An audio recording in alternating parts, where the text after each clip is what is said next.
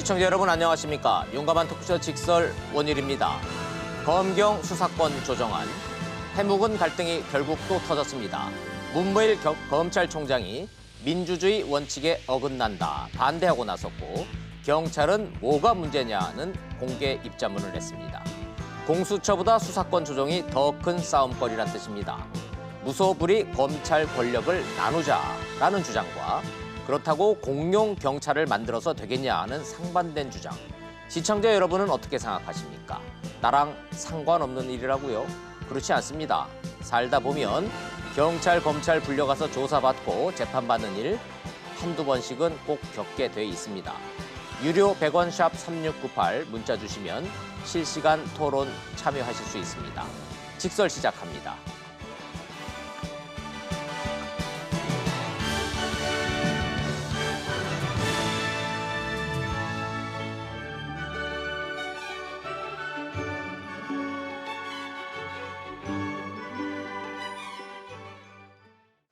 오늘 토론은 논쟁의 당사자인 경찰과 검찰에 계신 분들을 모셔봐야 싸움만 될 것 같아서 중립적이고 객관적인 의견을 내실 수 있는 먼저 판사 출신이신 서기호 변호사님 나오셨습니다. 어서 오십시오. 안녕하세요. 네, 안녕하세요. 검찰 출신이신 이중재 변호사님 모셨고요. 어서 오십시오. 안녕하세요. 기자 출신이신 이종근 데일리안 논설실장 나오셨습니다. 어서 오십시오. 네, 안녕하세요. 예. 복잡합니다, 상황이. 먼저 검찰부터 보면은 문무일 검찰총장이 해외 출장을 중간에 중단하고 조기 귀국합니다. 국회 패스트트랙에 올려진 검경 수사권 조정안, 한마디로 못 받겠다 이겁니다. 여차하면 사표 낸다 이럴 태세입니다. 경찰도 가만히 있진 않겠다는 건데 검경 상황 먼저 보시고 토론 시작하겠습니다. 해외 출장에서 오는 9일 돌아올 예정이던 문무일 검찰총장이 귀국을 4일로 앞당겼습니다. 당초 형사공조를 위해 에콰도르에 방문할 예정이었지만 남은 일정을 취소했습니다. 문 총장은 패스트트랙에 상정된 법안들이 견제와 균형이라는 민주주의 원리에 반한다며 정부 여당의 법안을 정면으로 반박했습니다. 항명 논란까지 불거지자 조기 귀국해 직접 대응에 나서기로 한 겁니다. 문 총장은 귀국한 뒤 수사권 조정안에 대한 대응 방안 등을 대검찰청 간부들과 논의한다는 계획입니다. 대검 관계자는 문 총장이 반대 입장을 발표한 뒤 거치 문제도 대검 간부들과 논의했지만 당장은 사표를 내지 않고 사태를 직접 수습하는 쪽으로 입장을 정리했다고 밝혔습니다. 대검은 문 총장이 공수처 도입 법안에 대해서도 반대한 건 아니라며 논란이 전면적으로 확산되는 걸 경계하기도 했습니다. 검찰 내부에선 문 총장의 반대 입장 발표가 공감을 얻고 있지만 검찰 외부에선 정치권을 중심으로 항명 논란이 더욱 거세지고 있어 문 총장의 거취 문제는 예견하기 어려운 상황입니다. 마지막에 들으신 것처럼 검찰 상황이 예측하기 어려운 상황으로 가고 있습니다. 문무일 검찰총장, 검찰은 한 몸이기 때문에 검찰총장이 나는 반대일세 이렇게 나오면은 검찰 전체가 반대한다는 얘기입니다. 여기에 대해서 국회, 여당, 특히 정의당 반응 매우 험악하게 나오고 있습니다. 계속 이런 식으로 나오면 문책하라는 얘기도 나오고 있고 항명이라는 얘기도 나오고 있고 그렇다면 문무일 검찰총장 사표 낼 가능성도 배제할 수 없습니다. 이런 상황 먼저 분위기부터 좀 짚고 가보겠습니다. 자, 이종근 실장님 계속 지켜보고 계시는데 검찰 분위기, 경찰 분위기, 국회 분위기 한마디씩만 짧게 시청자 여러분한테 좀 현재 상황 좀 정리 좀 해주세요. 네, 지켜만 보고 있던 검찰 드디어 자기 목소리를 내고 있다입니다. 목소리 내기 시작했다. 네, 왜냐하면 패스트트랙 한가운데에서는 정치권이 지금 부딪히지 않았습니까? 예. 그런데 검찰은 이번 패스트트랙의 공수처 법안이나 검경 수사권 조정이 가장 큰 당사자잖아요. 당사자죠. 당사자가 아무 얘기도 안 했었어요, 사실은. 또 예. 어떤 의미에서는 패스트트랙으로 실제로 그렇게 태워질지에 대해서 이렇게 지켜만 보던 입장. 근데 실제 태워지니까 거기에 대해서 총장부터 이제 이야기를 하기 시작하고 그건 당연히 검찰이나 조직은 내부에서 사실 부글부글 끓어오를 때 총장이 직접 총대를 매지 않으면 예. 자신의 어떤 권위 이게 불가능해집니다. 그래서 검찰총장이 한마디 했다는 건 지금 검찰청 내부의 어떤 분위기가 정말 폭발일보 직전이다라고 우리가 파악할 수가 있는 거고요. 한마디를 했을 뿐인데 한마디가 아니고 모든 말이군요. 네, 그 안에도 왜 좀 이렇게 이 강원파도 있고 예. 또 온건한파 또는 뭐 강경파도 있는데 한 목소리가 되고 있어요 지금 어떤 어허, 분위기에서는 자, 좀 자. 진보적인 어떤 좋아요. 생각을 갖고 있는 검사들마저도 예. 이것과 관련해서는 이렇게까지 할 수 있느냐라는 목소리가 지금 나오고 있는 것 같습니다. 총장의 말을 딱 들어봤더니 딱 한마디 했던데 민주주의 원칙에 어긋난다. 그게 무슨 말인지는 잠시 뒤에 전문가 여러분들한테 저 말에 담겨져 있는 함의는 한번 다시 해보도록 하고 좋습니다. 그럼 검찰은 목소리를 내기 시작했다. 당연히 아유 할 수 없습니다. 저희는 그냥 시키는 대로 할게요가 아니죠. 네네. 반대한다는 거죠 분명히. 그렇죠. 그렇다면은 당연하죠. 하나만 더 여쭤볼게요. 네. 저 얘기 나오면은 저 사표 던진다는 얘기입니까? 사실 사표를 던진다는 의미를 포함한 거죠. 실제로 행위는 모르겠습니다. 아직 행위까지 갈지 그렇지만 검찰총장이 지금 정부에서 끊임없이 추진하고 있는 그런 사안에 대해서 자기 목소리를 낸다 하는 거잖아요. 예. 그거는 자기의 어떤 직위를 담보로 해서 얘기한다는 뜻이죠. 던진다. 예. 어차피 검찰총장은 임기제죠. 네, 그렇습니다. 2년 임기제니까 7월 24일인가로 제가 기억하는데 2개월 좀 더 남았죠. 얼마 안 남기는 했네요. 안 남기는 했지만 그 전에 임기를 안 채우고 사표를 낸다 그러면 상황은 매우 복잡해지겠군요. 네, 그렇습니다.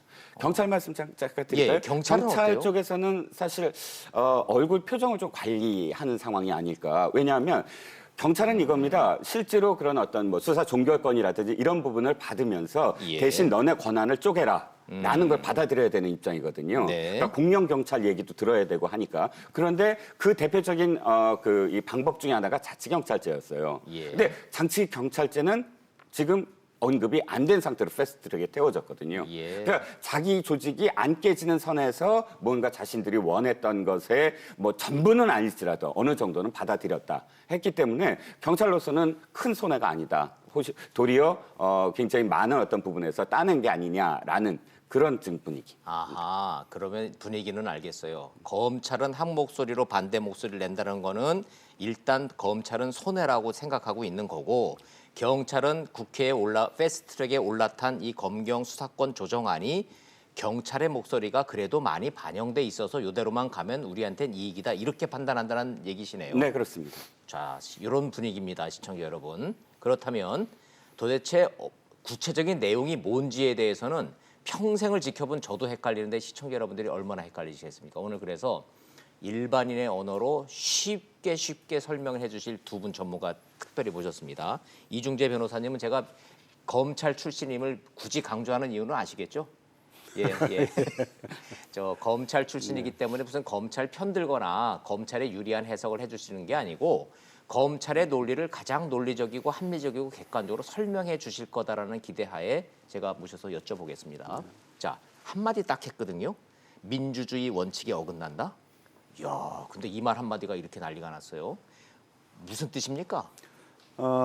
민주주의 원칙에 반한다. 그것만 볼 게 아니고 예. 앞에 이제 문무일 총장이 견제와 균형이라는 민주주의 원칙에 반한다. 그 얘기를 했죠. 그 앞에 그게 핵심이군요. 그렇죠. 그래서 견제와 균형이 안 된다. 요 안대로라면. 그렇습니다. 그 뭐냐면은 지금 사법 개혁, 특히 이제 수사권 조정 이게 시작된 출발점이 뭐겠어요? 어떤 시각이냐면 검찰의 권한이 너무 비대하다. 무소불위 그렇죠? 검찰.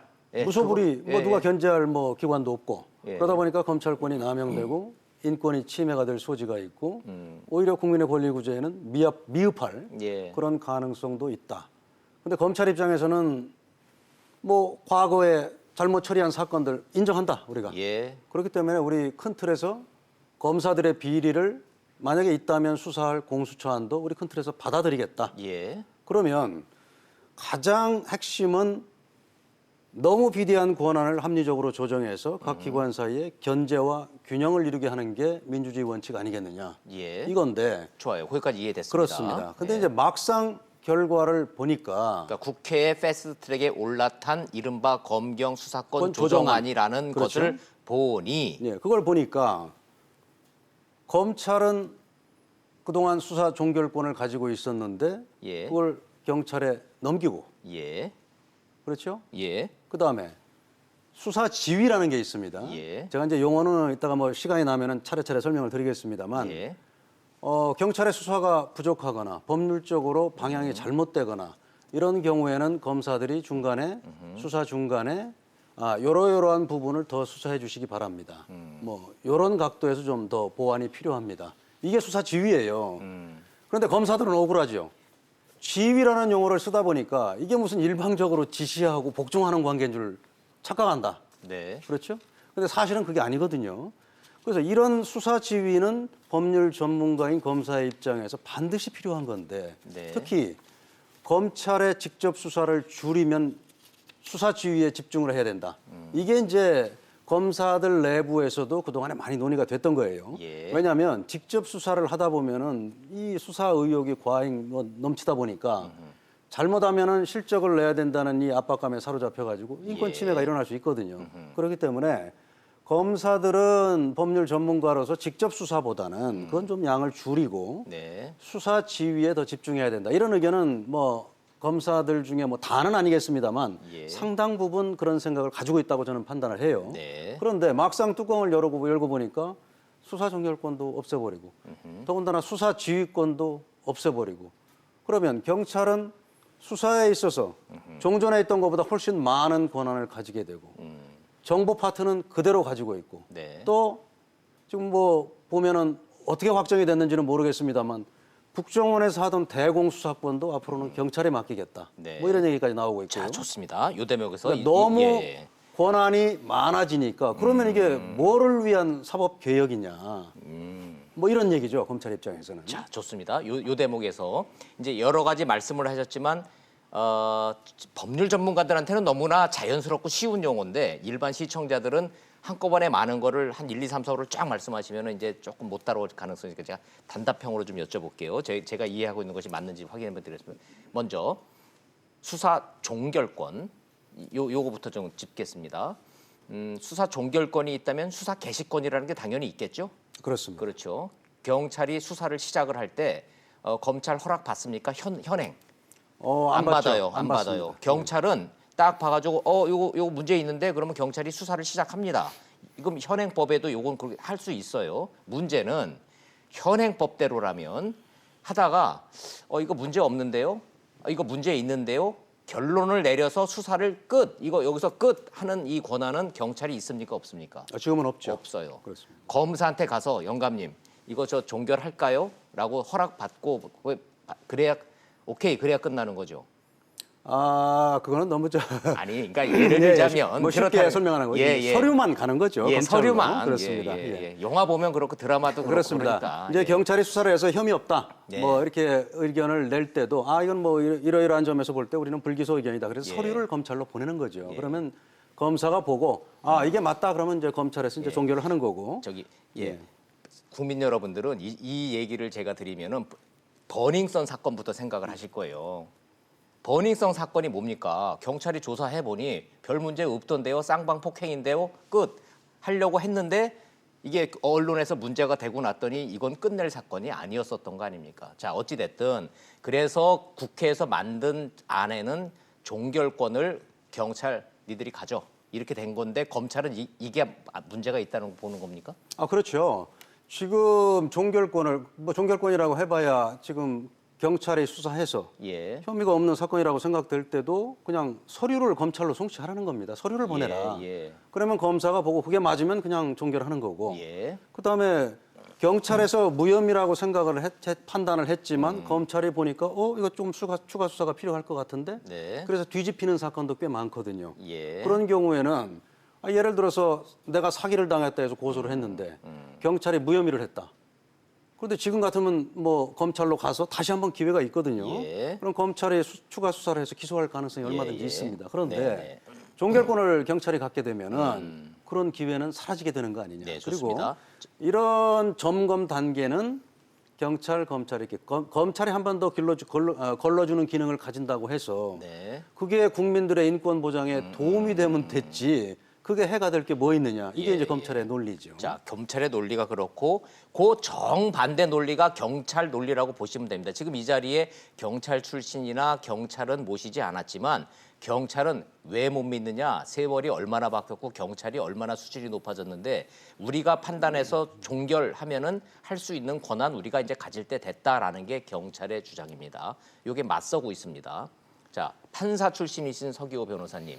판사 출신이시니까 제3자적 입장에서 오히려 객관적일 수 있을 것 같은데 누구 말이 더 국민들 입장에서 봤을 때는 더 합리적이에요?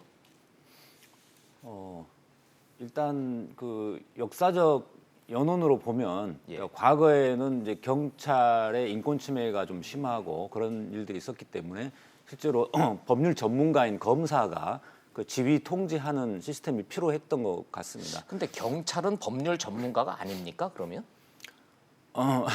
여기서 이제 법률 전문가라는 의미가 예. 이제 사법 시험을 합격하고 사법연수원에서 증이 교육을 있느냐 받은 없느냐? 예, 변호사 자격증이 있는 그런 법률 전문가라는 의미라 되겠습니다. 좋습니다. 그러니까 예. 경찰도 당연히 법률 업무를 취급하기는 하지만 이제 사법 시험을 합격해서 사법연수원에서 교육을 받은 그런 법률 전문가가 아니라는 의미에서 일반적으로 우리가 법률 전문가라고 네, 할 그러니까 때는 경찰이 검사를 뭐 법률적 지식이 부족하다 이런 뜻이 아니고 네네. 예, 좋습니다. 계속하십시오. 그렇기 때문에 이제 검사에 의해서 통제를 받을 필요가 있었는데 예.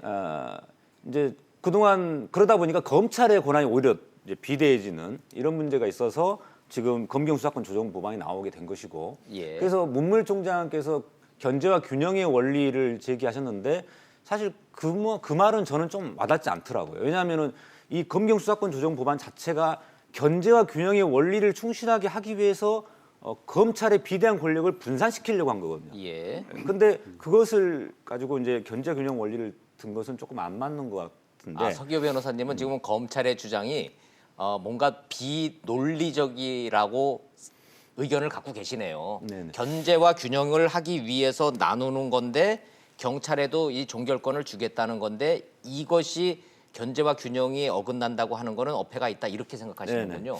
그 다음에 또 한 가지 지금 약간 오해가 많이 있는 게 마치 수사 종결권을 전면적으로 경찰에 넘기는 거 그리고 수사지휘권이 전면적으로 폐지되는 것으로 지금 많이 언론에 지금 나오고 있는데 그거 아닙니까? 사실은 그렇지 않고 최이배 의원이 대표 발의한 그 법안을 보면은 예. 수사 종결권을 경찰에 주더라도 당사자가 이의를 제기하면은 송치하도록 하는 그 규정이 있습니다. 네.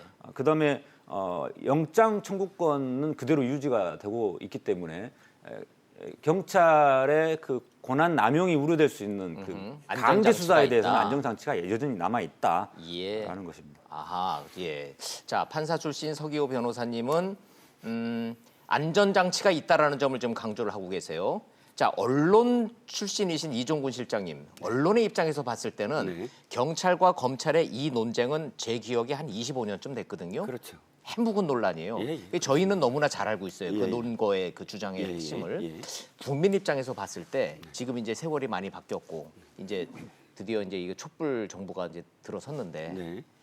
검찰의 이 권한 좀 빼야 되겠다. 경찰한테 좀 나눠주자. 아니다 아직은 이건 얘기 안 된다. 어떻게 국민들은 어떻게 받아들이실까요? 아니 저는 국민들이 받아들이는 부분이 바로 이걸 것 같아요. 25년 동안 지금 얘기가 됐잖아요. 96년 제 기억엔 김대중 대통령 시절부터도 맞아요. 이야기 시작됐고 그러면 장장 25년 동안 끊임없이 이야기가 됐고요. 또 노무현 정부 때도 그랬고 박근혜 정부 때도 사실은 비슷한 공직자와 관련된 뭐 그때는 비리, 뭐 부패, 뭐 이 뒤에 그것만 바뀌었어요 단어가. 네네. 그런 것들을 만들겠다고 했었는데 왜 25년 동안 안 됐을까요? 이유는 딱 한 가지입니다. 검찰도 경찰도 사실은 이니셔티브를 취하지 못한 거예요. 어느 쪽이 딱 국민들이 봤을 때 얘네 말이 옳아 내지는 얘네 쪽 좀 몰아줘야 돼라고 결론을 내릴 수가 없었어요. 왜? 양쪽 다 사실은 비리와 또 좀 잘못한 어떤 수사점들 뭐 그때마다 경찰도 많이 터졌잖아요. 최근에 버닝썬까지도 네, 뭐 경찰 총장이라는 뭐 그 어휘까지 동원된 어떤 예, 사람이 예. 권력의 어떤 또 이렇게 그 어울리는 그 다른 문화 권력과 어울리는 모습을 보여줬고 그러니까 경찰도 최근 들어서 한 2010년도 이후에도만 해도 굉장히 많은 사건들이 터진 거예요. 그런 예. 그 이 수사에 대한 어떤 실수라든지 혹은 그 경찰 수뇌부들의 어떤 실수라든지 이런 것들이 국민들 내릴 속에 경찰도 못 믿겠어라는 게 이미 틀어박혀 있고 물론 검찰은 사실은 많은 부분들에 있어서 수사 종결권이라는 게 딱 한 가지예요. 봐주는 거잖아요. 그러네요. 그렇죠. 예, 예, 봐주는 예. 거예요. 봐주는 수사를 거. 예. 하는 것은 내가 정말 이 제대로 해보겠다라고 수사를 하는 것이고 수사 종결권이란 건 내가 내 마음대로 이거 수사 종결해서 누군가를 봐주는 건데 예, 그 누군가를 위에서 야 그만해. 그랬을 그만. 때 덮는 거. 그렇죠. 그게 종결이죠. 그게 종결권이거든요. 예. 국민들한테 그런데- 종결은 그거예요. 예. 근데 국민들이 봤을 때 힘 있고 빽 있는 사람만 다 종결해줘.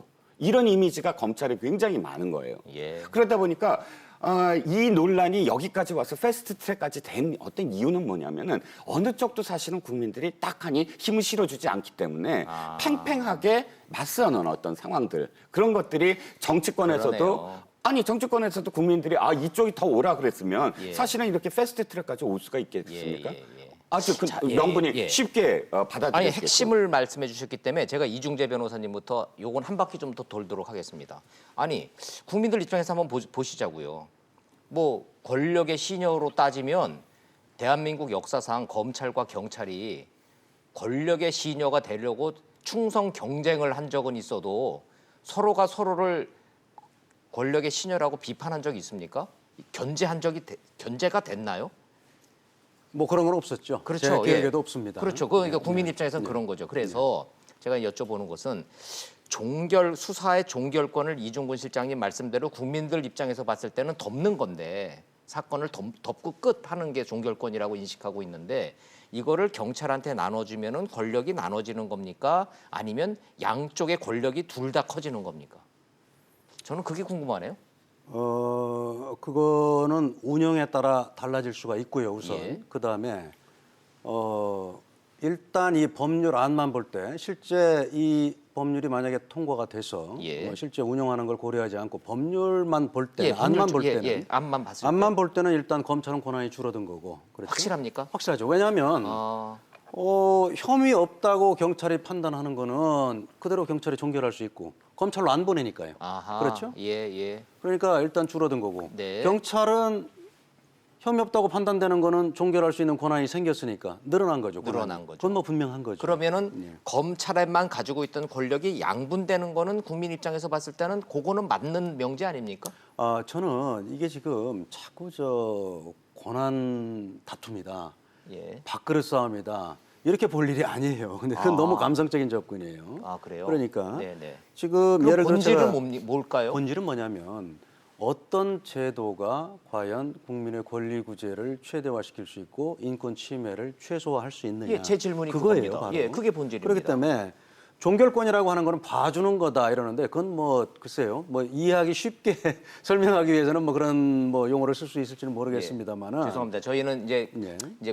국민들의 일반인의 언어로 여쭤보고 두 분은 법률가시니까 법률적 용어로 자꾸 이제 되시는데 좀 피하도록 하겠습니다. 그렇습니다. 종결권을 그렇게 됐을 경우에 수사를 해서 종결을 할 때는 하여튼 기소 의견이 됐든 불기소 의견이 됐든 정확한 결론이 나야겠죠. 그렇죠. 봐주는 게 아니죠. 네. 예를 들어서 내가 사기 피해를 당했다고 해서 고소를 했는데 그냥 덮어버리면은 정말 뭐 지금 뭐 쉬운 말로 봐주기식으로 하면 그럼 안 되지 않습니까? 그렇죠. 네. 그리고 어떤 사람이 나를 허위로 고소를 했는데 내가 또 기소되면 안 되는 거 아니에요. 네. 그렇죠. 예. 실제 피해를 당했은 사람도 구제를 해줘야 되고 또 억울한 억울하게 사람도 고소를 당한 사람이 또. 기소되는 일이 없어야 될 네. 거 아니겠습니까? 그런 면에서 볼 때는 검찰의 입장에서는 그게 뭐가 어렵느냐. 경찰에 한번 보고 그다음 경찰에 한번 보고 네. 그다음에 서류 한번 검찰에 보내서 검사가 한 번 더 스크린을 하겠다는데 네. 그게 국민의 인권 보장이나 권리 구제에 도움이 되면 됐지. 그게 어떻게 무슨 피해가 나고 그다음에 그게 무슨 번거로운 일이냐. 예. 이게 이제 검찰의 주장인 거죠. 그리고 이제 아까 고소인이나 고발인이 이의 제기를 하면은 새로운 법률이 시행되더라도 어차피 검찰로 간다. 그 말은 맞아요. 예. 아까 서 변호사님 말씀하셨습니다만 그런데 수사에는 크게 두 가지가 있습니다. 그렇게 고소 고발에 의해서 수사가 개시되는 고소 사건이 있고 네. 그다음에 수사기관이 자체적으로 정보를 인지사건. 인지 사건이 있어요. 네. 그럼 인지 사건은 전혀 검찰로 안 오는 거죠. 안 온다. 그렇죠. 그렇기 때문에 그 대목은 이게 사각지대가 돼서 경찰에 대한 의심의 눈초리를 쳐다보면 안전장치가 없다라는 검찰의 주장도 나름 일리는 있다. 그것도요. 검찰 주장이 저는 그렇다고 이게 지금 굉장히 오해 소지를 많이 일으킬 수 있는데 무슨 경찰을 의심한다, 경찰관은 능력이 떨어진다 이런 게 아니에요. 예. 제도적으로 확립을 해놓지 못하면은 그런 제도의 허점을 이용해서 경찰권을 남용하거나 또 네. 어떤 일탈로 이끌어질 수 있는 가능성이 있다. 그건 검찰도 마찬가지예요. 그럼 그거는. 제도적으로 이 안에 예. 들어가 있는 그 안전장치 이 불복하면 재요청할 수 있다. 검찰에다가 재수사를 그러니까 요청할 그 수 있다. 사건은 검찰로 갑니다. 네. 이의를 제기하면은. 이의를 제기하면. 그런데 고소인이나 고발인 중에 예를 들어서 내가 억울한 일을 당했어도 아 경찰이 제대로 맞게 수사를 했나 보다 하고 포기할 사람도 있어요. 분명히 이의 제기 안 하고. 예. 뭐 그런 경우에 포기하는 경우에는 사건이 검찰로 안 오고 그다음에 이의 제기를 안 해도 검찰로 뭐 마찬가지 얘기입니다만 안 네네. 오고 이의 제기를 하는 사건만 오고 그다음에 방금 말씀드린 전체 사건의 한 반 정도 차지한다고 보면 인지 사건 어떻게 할 거냐 이거죠. 인지 사건은 전혀 검찰로 안 오거든요. 그러네요. 그렇죠? 자, 보안 수사 안전판이 마련돼 있다라고는 돼 있으나 현실적으로 법률가의 시각으로 들어보다 보니 부족한 게 분명히 있다라고 하는 이중재 변호사님의 말씀에 대해서 소 변호사님한테도 제가 같은 질문 드려야 되겠네요. 예, 어떻습니까? 부족하다는데. 이 검경 수사권 조정은 저는 이렇게 접근했으면 좋겠습니다. 그러니까 좀 비효율적인 어떤 중복된 제도를 좀 걷어낸다. 이런 측면에서 보면은 그러니까 무슨 뜻이냐면은 우리 사건들이 다 하나같이 다 소중한 사건입니다만은 당사자 입장에서 볼 때는 그래도 경중을 따질 수가 있는데 좀 단순한 사건이 있고 좀 복잡한 사건일 수도 있잖아요. 예. 사회적 이목이 집중되는 막 이런 사건들도 있고 그런데 검사들은 좀 복잡하고 사회적으로 이목이 집중되는 이런 사건에 집중을 했으면 저는 좋겠다 이런 생각을 저는 이른바 많이 중대 사건. 중대 사건에 예. 집중했으면 좋겠다라는 생각을 많이 했는데 실제로 실무에서 보면은 좀 단순한 사건들의 상당수가 거의 경찰에서 송치할 때 불기소 의견서를 적어서 보내면 검사가 불기소 결정을 할 때도 경찰의 불기소 의견서 기재와 같음 이렇게 그냥 간단하게 결정문을 쓰거든요. 네. 그런 사건이 상당히 많습니다. 그 다음에 불기소 처분을 할 때 경찰에서 조사를 한번 하고 그다음에 검찰에서는 조사를 안 한 상태에서 바로 서류상으로 그냥 종결되는 경우가 대부분이 또 많고요. 그러니까 이제 과거에는 이런 경우도 다 검찰에서 또 수사를 하고 막 그랬었다가 이게 중복이다. 이래가지고 그런 조사를 다시 하지 않고 이렇게 좀 간편하게 종결하는 검찰에서도 종결하는 이제 관행이 좀 생기기 시작했는데 그렇다면 이제는 그런 사건들은 굳이 검찰이 두 번 또 볼 필요 없었던 사건 아니냐라는 것이 된 거죠. 그래서 그러한 어떤 단순한 사건들, 경미한 사건들에 대해서는 경찰에게 맡겨도 되지 않겠냐라는 차원에서 이 수사 종결권을 경찰에 이제 기본적으로 주되. 그러면요, 예, 변호사님 죄송합니다. 제가 말을 끊는 게 아니라 이른바 중대 사건이라는 게 뭔지는 알겠습니다. 부패, 경제, 공무원, 선거, 요게 좀 규정되어 있는 중대 사건입니다.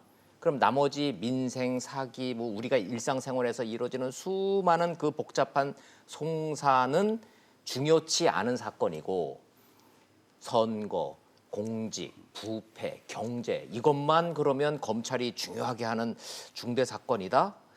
요거는 좀 일반 국민 입장에서는 요 기준이 좀 너무 애매하지 않습니까? 예, 그거에 좀 오해가 있는데요. 예. 그 방금 말씀하신 선거, 공직자, 부패 이런 부패, 거, 예. 이런 거는 이제 직접 수사 사건이라고 그래서 검찰이 직접 수사할 수 있는 그 범위 안에 어디까지 할 거냐 여기서 논의할 때 나오는 거고. 이야기고요.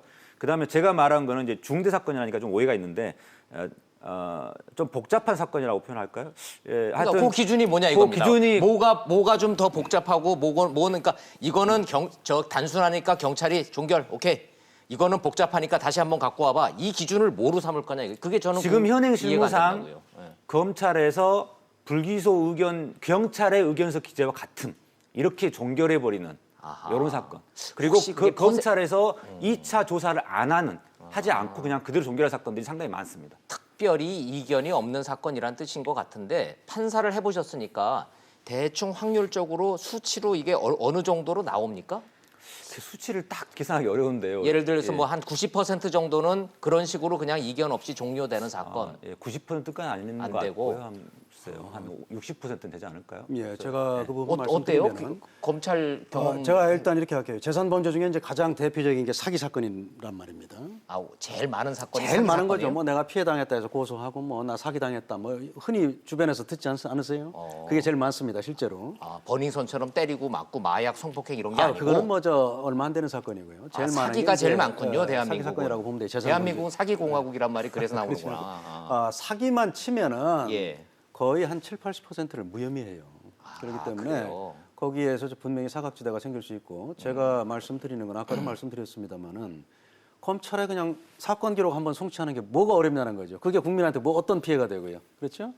그런 제도를 마련해 놓으면은 혹시라도 예. 저는 뭐 아까도 말씀드렸습니다마는 개개의 경찰관을 뭐 의심을 한다든가 못 그런 믿어서가 차원이 아니에요. 아니고. 제도적으로 확립을 해놓지 못하면은 예, 그건 뭐 예. 경찰이 되든 검찰이 됐든 일탈할 가능성이 그만큼 많아진다는 겁니다. 네, 그렇죠? 네. 그리고 검찰에서 지금 큰 틀에서 공수처 법안을 받아들인다고 했어요. 예. 그러면 그 얘기는 뭐냐면은 검사의 비리가 있으면은 객관적인 기관인 공수처에서 우리 검사 수사해라. 예. 이걸 받아들이겠다는 거거든요. 그렇군요. 그런데 어떻게 뭐 오히려 기소되는 사건보다도 사기만 예를 들면은 불기소되는 게 훨씬 많은데 그거를 왜 검찰에 한번 서류 한번 보내는 걸 그게 뭐가 어렵다고 안 한다는 거냐. 예. 뭐 이런 주장인 거죠. 예.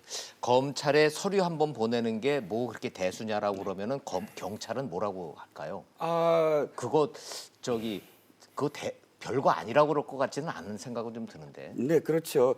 그러니까 이제 사실 제가 보기에는 이 지금의 어떤 논란의 어떤 부분이 만약에 그런 어떤 편의를 위해서라면 사실 굉장히 미시적인 부분이고 우리가 이렇게 검경 수사권 조정이라 그래서 나라가 들썩일 필요도 없을 것 같아요. 왜냐하면 검찰에서도 뭐 변호사님 말씀처럼 이건 너무 귀찮은 일 아니야? 정도로 이렇게 치부할 수 있는 일인데 문제는 이게 권력에 대한 어떤 측면. 예를 들어서 이런 게 있잖아요. 내가 5가지의 어떤 뭐 권한이 있어요. 근데 그거를 평생 내가 갖고 있는데 그것을 하나 뺏어간다거나 2개 뺏어간다 그러면 저는 엄청나게 지금 무엇인가 나의 어떤 이 영역에서 영토를 다 주는 것 같은 그런 느낌이 당연히 들죠. 옛날에 그게 없었다가 다시 생겨났더라도 없었던 시절을 기억합니까? 있었던 현재가 가장 중요한 거죠. 네. 검찰의 입장이나 또는 경찰의 입장이나 이게 가장 뭐가 중요하냐면 이거예요. 권한을 왜 뺏으려고 하느냐에 대한 어떤 이유가 중요한 것이지 실제로 들여다봤을 때 뭐 제가 그냥 이 바깥에서 봤을 때는 저는 아직도 이게 어디로 갈지 모르겠어요. 실제로 논의는 이렇게 하고 있고 왜냐하면 문구가 있고 패스트트랙에 세워졌기 때문에 그 안대로 이게 이렇게 될 것이다 저렇게 될 것이다 이야기는 할 수 있지만 그럼에도 불구하고 실제로 그것이 결론이 어디로 갈지 그리고 그 결론에 따라서 이 향배 경찰에 얼만큼 정말 이번에 뭐가 될지 그것은 진짜 지켜봐야 되거든요. 그런데 지금 왜 우리가 이 얘기를 하고 있나? 그건 세세하게 무엇이 권한이 있고 없고의 그런 미시적인 부분이 아니라 왜 이러려고 하는가? 그게 사실 가장 좀 핵심이 되겠죠. 말씀하시는 우리가 누군지는 모르겠습니다만은 분명한 거는 검찰이 갖고 있는 거를 이렇게 뺏어서 경찰로 주려고 하는 거는 맞는 거죠? 네, 현상은 맞죠. 당연히. 왜 그러는 거예요, 우리는 지금? 당연히 저는 조금 정치적인 어떤 의미를 부여하면 그걸 여쭤보는 겁니다. 정치적인 이유는 이거죠. 지금 노무현 전 대통령 시절부터 다시 되돌아가 보자고요. 노무현 전 대통령이 제일 처음에 검경 수사권 조정을 제일 먼저 얘기를 했습니다. 그러니까 검찰을 개혁해야 된다. 이것은 정말 사명감 있게 말씀하셨어요. 그래서 했던 일련의 어떤 조치들이 있습니다. 강금실 법무부 장관, 사실 검찰 출신이 아닌 판사 출신의 기수도 사실은 굉장히 애매한 그런 이 법무부 장관을 임명을 하고 검사와의 대화를 하고 이런 과정들이 사실은 집권 초기에 검찰을 개혁하겠다라는 어떤 의지가 분명히 있었거든요. 그런데 결과적으로는 어떻게 되죠? 검사와의 대화에서 사실은 대통령의 권위만 추락했다. 이렇게 나중에 평가가 되고 검찰은 계속 사실 검찰 개혁은 이루어지지 않았어요. 그러면서 언제나 정권마다 어떻게 되냐면 검찰은 집권 초기에는 뭔가 좀 이 정권의 어떤 말을 듣는 것 같으면서도 집권 3, 4년 차에 가면 집권을 향해서, 그러니까 그 정부를 향해서 무엇인가 게이트 사건들이 터져 나오고, 뭐 의혹이지만 이런 것들이 매년 되풀이되면서 현 정부가 조국 수석을 임명을 하고 사실 패스트트랙을 하면 야당이 어떻게 반대를 하는 것까지 알면서도 이렇게 밀어붙이는 이유는 바로 반면교사. 그러니까 노무현 정부 시절에 그렇게 됐다. 그래서 마지막 순간 그 논두렁 시계까지 왔기 때문에 이번에야말로 사실은 이 검찰 개혁을 하기 위해서는 이 방법밖에 없다. 그것이 세세하게 이게 어떤 아니고 이건 중요하지 않다. 지금은 공수처라든지 이런 것들을 패스트트랙에 실어서 검찰 개혁이란 대의명분을 빨리 못을 박아야 된다. 이게 지금 현 정부의 입장 아닐까요? 예. 청와대는 문무일 총장이 귀국을 하면 대화 좀 할 것이라고 얘기를 하는데 대화를 하겠다는 건지 글쎄 청와대 들어가가지고 문무일 총장이 대화만 할지는 모르겠습니다만은. 자, 좋습니다. 이종훈 실장의 말씀을 정리를 제가 듣고 보니 결국은 이 정권적 차원에서의 정치 검찰에 대한 거부감에서 시작된 것이 본질이고 핵심이다라는 말씀이시네요. 예. 이중재 변호사님 아까 뭐 하신 말씀 있으셨는데. 지금 이거예요. 수사 종결권이라는 건 기본적으로 우리는 뭐 검찰도 굳이 따지자면은 행정부입니다만은 준사법기관이라고 하잖아요. 예. 그러니까 수사 종결을 하는 것도 우리 작용으로 보면은 그 준사법적 결정이에요. 그거는. 그러면 아까 말씀드린 대로 경찰관들이 무슨 뭘 잘못할 것이다 이렇게 의심하는 것도 아니고, 그 다음에 그분이 아까 서 변호사님 법률 전문가가 아니다 이렇게 말씀하셨습니다만은 그거보다는 저는 이렇게 표현하고 싶어요. 네. 분야가 다른 거예요. 지금 경찰 간부 중에 제가 얼마나 되는지는 정확히 계산 안 해봤습니다만은 적어도 경찰 간부 중에 반 정도는 수사 업무에 종사하는 분들이 아니란 말입니다. 그렇죠. 무슨 정보라든가 보안이라든가 정보, 교통 이런 쪽에 경비, 주 전공이 있는 분들인데 그분들이 지금까지는 경찰 내부의 수사에 대해서 일종의 지휘를 해왔단 말입니다. 그거는 안 맞는 일이다. 그렇기 때문에 지금까지는 검사가 수사 지휘 또는 수사 종결권이라는 권한이 있었기 때문에 일부 행정경찰이 사법경찰을 지휘하는 일이 사실상 있었다 하더라도 이거는 사법적인 정당한 견제와 통제가 가능한데 지금 검찰의 수사지휘권과 이걸 종결권을 없애버리면은 그게 어떻게 되느냐? 물론 경찰에서는 앞으로 독립된 수사청을 만들어서 한다고는 합니다만은 그게 과연 어떻게 될지 모르겠어요. 운영 방법에 따라서 행정경찰이 또 수사경찰의 장으로 갈 수 있는 건지 또 거기 밑에 인원들은 서로 교류가 가능한 건지 만약에 그렇다면은 이건 결국은 하나만한 얘기 아니냐 이런 거고요. 그렇기 때문에. 지금 수사 종결권에 대해서는 지금 대한변협도 그렇고 법무검찰 개혁위원회도 그렇고 또 진보적 성향이라고 하는 민변에서도 반대하는 그런 사안이란 말입니다. 근데 이걸 굳이 왜 경찰에 그런 권한을 주려고 하는 건지 이거고요. 그다음에 제가 또 하나 말씀드리고 싶은 거는 지금 자꾸 밥그릇 싸움이다, 권한을 내 걸 뺏는 것 아니냐. 이런 접근은 저는 굉장히 피상적인 거라고 봐요. 지금 문무일 검찰총장이 검찰은 검찰 내부에서도 상명하복이 굉장히 강한 위계질서가 강한 조직입니다. 그리고 검찰권이 아무리 강하다 하더라도 대통령의 권한에 비하면 몇십분의 1, 몇백분의 1밖에 안 될 거예요. 그렇죠. 그런데 이걸 항명을 한다? 저는 문무일 검찰총장이 그렇게 어리석은 분도 아니고 그렇게 무모한 분도 아니라고 저는 생각을 해요. 이거는 아까 처음에도 제가 말씀을 드렸습니다만 사법개혁은 궁극적으로 어느 한 기관이 독주를 못하게 하고 그로 인해서 인권 보장과 국민의 권리 구제를 하는 그런 제도로 가야 되는데 지금 보니까 경찰의 수사 권한도 늘려놓고 정보나 이런 건 그대로 두고 하니까 이게 과연 뭐를 위한 개혁이냐. 결국은 검찰만 너네 미우니까 너네는 좀 가만히 있어라. 이게 무슨 개혁이냐. 그렇기 때문에 문무일 총장에서는 이거는 견제와 균형을 깨는 오히려 민주주의 원칙에 반하는 겁니다. 이거를 그렇게 상명하복이 강한 조직의 수장으로서 대통령께 감히 건의를 하는 거지. 이거를 무슨 항명이다, 반기를 든다. 이건 저는 옳지 않다고 그럼 봅니다. 이 변호사님은 문무일 총장 사표 안 낸다고 보세요? 저는 이미 마음속으로 사표 냈다고 봐요.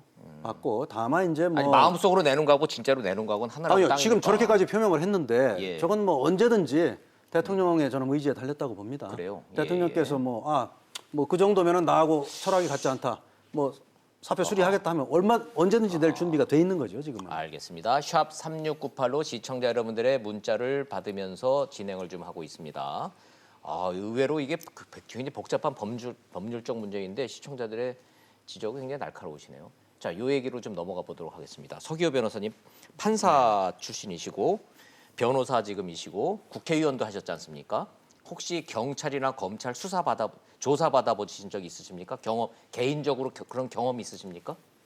제가 없죠. 직접 조사받은 건 아닌데요. 없죠. 변호사로서 이제 입회를 한 아니 그거 적은 말고 있는데 야, 진짜 내가 피신 피의자가. 받아보셨냐고요? 피신. 옛날에 저 학생 운동할 아니, 때 그런 거 말고 어렸을 때 말고 제가 이 질문을 왜 없습니다. 왜 드리냐 하면 제가 받아봤거든요. 예. 자, 이 말씀 드리려고 하는 겁니다. 이른바 피신 증거 능력이라는 요 이슈가 이 검경 수사권 조정의 핫 이슈이기 때문에 제가 그래서 여쭤보는 거예요. 제가 받아봤거든요. 피신이라는 거를. 근데 시청자 여러분들 잘 모르실 거예요. 경찰에서 피의자 신문 조서를 쭉 받아가지고 나중에 이거 찍지 않습니까?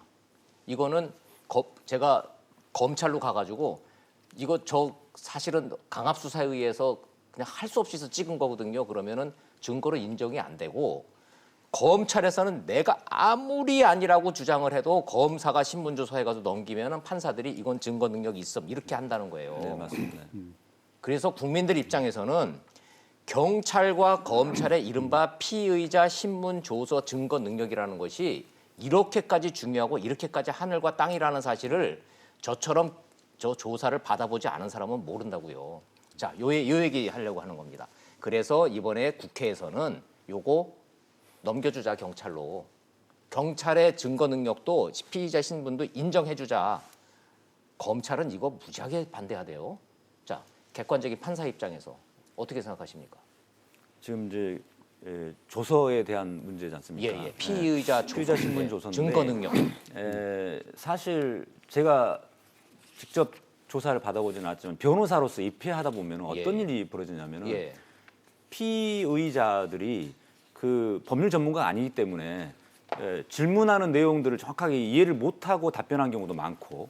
형사가 뭐라고 질문하는지 이해를 못한다고요? 그러니까 약간 어감의 차이가 있을 수 있잖아요. 질문을 이렇게 할 수도 있고 저렇게 할 수도 있는 거에 대해서 예. 또 답변하는 사람도 이렇게 답변할 수도 있고 저렇게 답변할 수 있는데 이것을 이제 조서로 이제 만들다 보니까 네. 대화 내용들을 그대로 다 녹음하는 게 아니고 녹음한 거를 그대로 녹취록으로 제출하는 게 아니라 예. 정리해서 하다 보니까 효율적일 수는 있는데 그 과정에서 피의자의 본래 의사가 정확하게 전달이 안 되는 경우는 있습니다. 예. 그러다 보면은 이제 변호사가 옆에서 볼 때 이거는 조금 좀 잘못 좀 오해 소지가 있게 조서에 기재했다 그러면 좀 고쳐달라고 하기도 하고 뭐 이렇게 네, 하는데 그나마 변호사가 옆에서 이렇게 고쳐달라고 하고 이렇게 해서 수정이 되어 있으면은 조금 덜한데 그렇지 않은 경우에는 이제 그때는 조사받을 때는 정신이 없었으니까 그냥 맞게 차고 그냥 찍으라고 하니까 그냥 찍었는데 네. 나중에 보니까 내가 원래 진술했던 건 좀 다른 것 같은데 이렇게 이 상황이 벌어진 경우가 많이 있거든요. 그러다 보니까 경찰 피의자 신문 조서에 대해서는 이제 내용을 부인하면은 증거 능력이 없는 것으로 해놓은 근데 그게 공정했던 겁니까? 아니면은 그게 불공정했기 때문에 이번 기회에 바꾸자라는 것 같은데 이번에 개정안을 봤더니 둘 다 증거 능력을 인정하자는 거지 않습니까? 아니, 꼭 아니, 반대로 둘 다 죄송합니다. 인정하지 않겠다는. 이건 제가 착각을 했습니다. 정정합니다. 둘 다 검사의 신문 조서든 경찰의 신문 조서든 이거는 재판관이 판단할 일이다 이렇게 되는 거지 않습니까? 예, 그죠? 그렇습니다. 그러니까 제가 보기에는 그래서 기존에는 경찰의 피의자 신문 조서는 내용을 부인하면 증거 능력을 이제 인정하지 않는 안 했는데 검찰에 대해서만 인정을 했단 말이죠. 예. 그것은 이제 검찰에서 작성한 조서는 더 믿을 수 있다라는 어떤 법률 전문가의 관점이 들어가 있다라는 아마 이런 차원이 있었던 것 같은데 사실 제가 변호사로서 이제 경험을 해보니까 사실 검사 작성 피의자 신문 조서도요. 정확하게 말하면 검사가 직접 작성은 안 합니다. 검찰 주사보가 검찰 주사, 검찰 수사관들이 이른바 작성하고 수사관님들, 검사님이 나중에 검토해 보시는 거지. 영화 보면은 나오는 다 계장님들이 하잖아요. 계장님들이 그렇습니다. 치는 거 아닙니까 다. 그렇기 때문에 사실 그거를 검사 작성 피의자 신문 조서라고 하기도 어려운데다가 검사님이나 검찰 수사관들이 제대로 하더라도 이게 조서라는 형식 자체가 정확하지 않을 수 있는 가능성이 많기 때문에 도장을 찍었다고 해서 그 내용을 전부 다 인정해야 된다. 이거는 좀 아닌 것 같더라고요. 저는 이제 변호사 입장에서 볼 때. 좋습니다. 그러면 이제 결론부터 다시 이제 말씀드리면 개정안대로 둘 다 증거 능력을 인정하지 않는다라고 하는 이 개정안은 국민 인권 차원에서는 진일보한 겁니까? 후퇴한 겁니까? 네, 그러니까 진일보한 거라고 저는 일보한 보는 거다. 이종호 실장님 의견은요? 예, 제가 이제 천정배 의원이 법무부 장관 시절에 예, 예. 이제 몇몇 그런 이 편집국장들하고 이렇게 모임이 있었어요. 예. 거기서 이제 자신의 경험을 이야기하는데 자기가 국회의원 시절에 피의자 신분이 돼서 한번 검찰에 불려간 적이 있다. 근데 조사를 받아보면 사람들은 조사를 안다니까요. 받았다. 그런데 예. 그 경험을 이야기하면서 자기는 어쨌든 변호사고 이 법률에 대해서 법률 누구보다 더 전문가고 목포가 나온 그런데도 법률 불구하고 천재인데. 그렇죠. 예. 천재 말씀하시더라고요. 또 예. 자기 자기 보고. 천정배 의원님은 목포가 나온 천재 예, 그 법률가는 말씀을 하시면서 이제 자기밖에 없어요. 하늘도 위에도 밑에도 얘기를 없어요. 하시는데 예. 그런 자신도 사실은 계속 질문을 되풀이 그 시간에 어떤 일이 있었고 그걸 되풀이하면서 이 혼돈이 오더라. 나도 자기가 어떤 생각을 갖고 나를 방어하기 위해서 갔는데도 네, 그러니까 일반인인 경우는 어땠을까? 라는 이야기, 바로 그러니까 인권적인 측면에서 바로 그런 것들이 물론 변호사가 옆에 뭐 도와주든 안 도와주든 네. 그것에 대한 어떤 증거 능력 이것을 검찰과 경찰이 똑같이 그러면 없애다 이렇게 바라보지 말고 예. 검찰한테만 남아있던 그런 피의자 신문 그것을 사실 공적으로 무조건 증거로 써야 되느냐 이렇게 바라본다면 인권적인 측면이 분명히 있긴 있는 것 같아요. 예. 근데 문제 현실적으로 검찰 입장에서는 가장 중요한 무기 하나를 잃어버린 거죠. 어찌됐든. 왜냐하면 그렇죠. 예. 지금 수사 과정 이런 것들이 완전히 이제 예. 또 관행이 다 바뀌어야 되고 그럴 때 증거를 어떻게 더 수집을 해야 되고 이런 것들이 굉장히 또 압박으로 다가올 테고요. 여기에 따라서 또 하나는 이제 판사 신분이시니까 지금 판사들도 걱정을 많이 하더라고요. 실질적으로 이걸 증거 능력으로 안 했을 때는 엄청나게 일이 과부하가 걸 것이다. 재판도 늘어지고 또는 그걸 다 일일이 또 다시 한번 검토를 해야 되고 이런 것들에 의해서 굉장히 많은 어떤 부하가 걸릴 것이다. 이런 실질적으로 운영했을 때는 거기에 대한 어떤 그런 그 부분들 목소리들이 분명히 있습니다. 그렇군요. 자, 요 내용은 뭐 이중재 변호사님한테 해도 짧게라도 좀 여쭤봐야 되겠습니다. 검찰 입장에서는 그동안에 그 경찰에서 진술한 거 그거 다 소용없는 거고 증거 능력 없으니까 와서 그냥 부인해버리면 그만인 거고 그런데 내가 쓰는 거는 이거는 법정에서 증거가 되기 때문에 검사 앞에 가면 피의자 입장에서는 사실 조금 더 쫄아요. 왜? 이건 증거니까. 자, 근데 이거 인권 측면에서 문제 있다고 본 거거든요. 어떻게 생각하십니까? 그럴 수도 있고 안 그럴 수도 있습니다. 아니, 무슨 대답이 그래요? 그렇게 대답할 수밖에 없어요. 왜냐하면 자, 그럴 경우 안 그럴 경우. 왜냐하면 예. 일단은 지금 뭐 서 변호사님 말씀하신 대로 검찰의 조서도 뭐 수사에 몰입하다 보면은 피의자가 A라고 얘기한 걸 자기는 A 마이너스라고 알아들을 수도 있어요.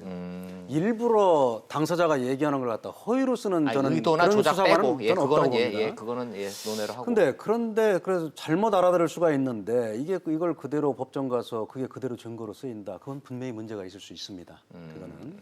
그래서 우선 그런 면에서 볼 때는 뭐 경찰 조서고 검찰 조서고 법정 가서 피고인이 나 저거 증거로 하는데 동의 안 한다. 저거 내용 부인한다.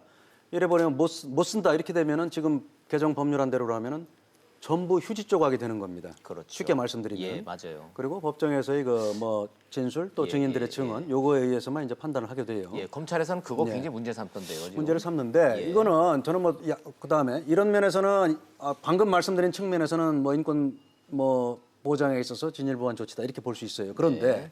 전부 휴지 조각이 되는 이 부분. 그럼 이건 어떡할 거냐?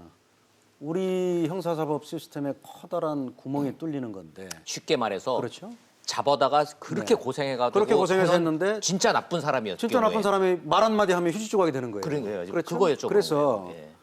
이거는 뭐 다른 나라 예를 좀 참고할 필요가 있다고 봐요. 미국에서도 여러분 어떻게 합니까? 아시겠습니다만은 제가 이 예를 들을게요. 1960년대 인권의 맡은 형사사법의 아주 그 혁명기였습니다. 미국이. 네. 그래서 우리가 지금도 얘기하는 미란다 판결이 그때 나온 거예요. 60년도에. 그러니까 미란다라는 게 누굽니까? 대낮에 18살 먹은 여성을 납치해서 성폭행한 사건이에요. 맞아요. 그리고 예. 경찰에서 다 자백을 했어요. 미란다가 그렇습니다. 진짜 미란다가 나쁜 그랬어요. 액수예요. 그렇습니다. 예, 그런데 마치 그런데 우리는 미란다 원칙이 왜 예. 진술 거부권을 고지하지 않고 변호사 선임권을 고지하지 않고 이렇게 해서 자백을 받았느냐? 예. 이래서 무죄. 무죄가 된 겁니다. 맞아요. 예, 예. 그래서 60년대 그런 혁명적인 판결이 나오다가 미국 사회에서 70년대 들어서는 반성을 하게 이건 됩니다. 아니지 이렇게 된 거예요. 예. 아니 이런 걸 버리고 이 많은 피해자들의 권리 구제는 어떻게 할 거고 그 사람 수사하기 위해서 드는 우리 사회적 비용은 어떻게 할 것이냐. 그래서 많은 위법 수집 증거 배제 원칙에 대해서 예외를 만들기 시작했습니다. 미국도. 네, 맞아요. 그렇죠? 예, 예. 그래서 뭐 경찰관이 뭐 법 절차에는 조금 위반됐을지 몰라도 선의로 뭐 증거를 확보했다든가. 그렇죠? 그다음에 아니면 뭐 압수수색 영장에는 없는 거라도 그냥 뻔히 보이는 물건을 갖다가 이렇게 가지고 왔다든가. 그런 경우에는 다 증거를 쓸 수 있게 능력이 이렇게 있죠. 됐단 말입니다. 예, 예. 그래서 이거는 뭐 인권 보장의 측면도 있지만은 그런 사회적인 비용을 과연 어떻게 감당할 것이냐 이걸 분명히 고민해야 되고요. 그다음에 이제 검사들 얘기는 뭐냐면 법정 가면 저도 변호사로서 증인들 나오면 신문을 해봐요. 그런데 지금의 상태는 어떠냐면 대부분의 판사님들은 네. 변호사가 검사가 신문하듯이 막 꼬치꼬치 캐묻는 거를 굉장히 싫어합니다. 음. 그러면 어떻게 보면은 거짓말 대비 할 수밖에 없어요. 법정에서 묻는 거는. 그렇죠. 그러면 그럼에도 불구하고 그러면 나쁜 짓 한 사람들이 어떻게 해서 유죄 판결을 받느냐. 지금은 검찰 조서의 증거 능력을 인정해주기 때문이에요. 그렇죠. 그런데 그게 그래서 가능한 앞으로 건데. 그게 없어지면은 정말 뭐 법원의 그런 지금 시스템도 굉장히 바꿔야 되고 법원의 인원도 제가 볼 때는 몇 배로 늘어나야 되는 예, 그런 상황이 올 거라고 생각을 합니다. 저나 이종우 실장님처럼 기자 생활 한 30년 한 사람들은 특별히 그렇게 사회적으로 지탄을 받을 만한 잘못을 저지르지도 않고도 이런저런 이유로 끌려가 가지고서는 조서를 받고 이거를 한번 찍는 경우가 왕왕 생깁니다. 이런 사람들 입장에서 보면은 이거 증거 능력 요거 굉장히 중요한 요인인데 요 법안에 대해서 검찰총장이 반기를 든 겁니다. 이렇게 바뀌겠다는 거에 대해서 이거 어떻게 될지 청와대에서 대화를 하겠다니까 좀 지켜보도록 하죠. 계속 우리가 이 얘기만 할 수는 없어서 이 얘기도 좀 해봐야 되겠네요. 반대로 지금 우리 검찰 얘기만 했는데 경찰에다가 이렇게 나눠주면은 경찰이 공용 경찰 된다라고 하는 요 주제 짧지만 좀 해보도록 하겠습니다. 대한민국 검찰 다 따져봐야 몇 명일까요? 한 1,500명 되나요? 한 2,300여 검찰 명. 2,100, 그렇게 늘었어요? 그렇죠. 어유 옛날에 저 때는 1,500 많이 늘었네요 검찰도. 판사 3,000명, 검찰 2,000 몇백 명 요즘 맞습니까? 판사분들이 예, 예. 한 뭐 3,200명 정도 될 거예요. 예. 요 정도 됩니다. 그러면 검찰 뭐 그 2,000 몇백 명이라 치고 경찰은 몇 명일까요? 경찰 경찰은 12만이죠. 12만 명. 예. 제가 이 말씀을 왜 드리냐면 이런 식으로 권력을 나눠주는 거는 명분은 좋은데 경찰이 12만 경찰이 똘똘 뭉쳐서 과거 검찰처럼 되면은 야 이거 감당될 수 있냐 이 논리가 작용합니다. 이른바 공용 검찰 우려. 자, 서 변호사님 어떻게 보세요? 첫 번째로 경찰이 12만이라고 하지만 그중에 수사만 전담하는 경찰의 숫자는 제가 정확하게 모르겠습니다만 그 정도는 안 되고요. 이제 훨씬 더 적죠. 3분의 1도 안 되죠. 3분의 1도 안 되죠. 예. 거의 대부분 행정 경찰이고 예. 그다음에 또 한 가지는 이제 지금 이 검경 수사권 조정을 이야기할 때 검찰의 권한을 뺏어 가지고 경찰에 준다. 그렇게 되면 경찰이 더 커지지 않겠냐. 이런 우려로 가니까 이제 이게 논의가 제대로 안 되는데 예. 그럼에도 불구하고 그러면 왜 선진국에서는 경찰의 이 수사 권한들이 분산되는 쪽으로 가고 있느냐, 이미 그렇게 돼 있느냐, 이거를 봐야 된다는 거죠. 그러니까 다른 나라의 거의 대부분의 나라가 검찰이 모든 걸 독점하고 있는 나라는 없는 걸로 제가 알고 있거든요. 대부분 이제 심지어 일본 같은 경우도 제가 알기로는 경찰과 협력 체제로 알고 있고 또 뭐 미국이나 이런 데는 아예 경찰이 독자적으로 뭐 수사권을 갖고 있는 경우도 있고 그렇지 않습니까? 그러면 결국은 이것은 업무의 어떤 효율성 때문이고 그다음에 아까 말한 것처럼 굳이 검찰이 또 들여다보지 않아도 되는 그런 사건이라면 경찰이 스스로 수사 전격권을 주자. 그러면 검찰의 이제 권력이 조금 더 약해지고 검찰의 숫자가 좀 더 줄어들고 이렇게 되는 것인데 그것은 검찰 권력 입장에 볼 때, 네. 검찰 권력 입장에서 볼 때는 손해라고 할 수 있겠지만 뭐 국민 전체적으로 볼 때는 그게 손해날 거 손해라고 없다. 보면 없다는 거죠. 알겠습니다. 자, 제가 들여다봤더니 핵심 키워드는 결국 정보 경찰이던데요. 정보 경찰이 3,000명입니다. 아니, 시청자 여러분 생각을 해보십시오. 대한민국 검찰이 다 해봐야 2,000 몇백 명밖에 안 된다는데 대한민국 정보 경찰 수사하지 않는 정보만 수집하는 정보 경찰이 3,000명입니다. 국정원이랑 맞먹는 숫자입니다. 국정원 이제 안 하지 않습니까, 그거. 그렇다면 경찰이 수집하는 그 3,000명의 그 정보가 전부 다 수사화될 수 있는 정보잖아요. 네, 그렇습니다. 그래서 이거 문제를 어떤 형태로든지 해주지 않으면 견제와 균형 안 되고 공영 경찰화 된다 이런 논리던데 어떻게 보세요? 권력은 사실 정보예요. 청와대가 어떤 권력을 갖고 있죠? 정보는 정보가 여기죠. 완전히 집결돼 있기 대통령은 때문에 아무리 머리가 나쁜 그렇죠. 사람이 대통령이 돼도 똑똑해질 수밖에 없는 게 보고가 다 들어오니까. 모든 정보들이 다 집결돼 있는 거기 때문에 청와대가 권력이 있는 거잖아요. 그렇죠. 자, 예. 지금 권력의 분산 이 우리 그 사법 체계 얘기하는데 사실은 정보예요. 지금 검찰도 사실 정보를 갖고 있었고 국정원도 정보를 갖고 있지 않았습니까? 지금 어떻게 되죠? 경찰이 다 갖고 있어요.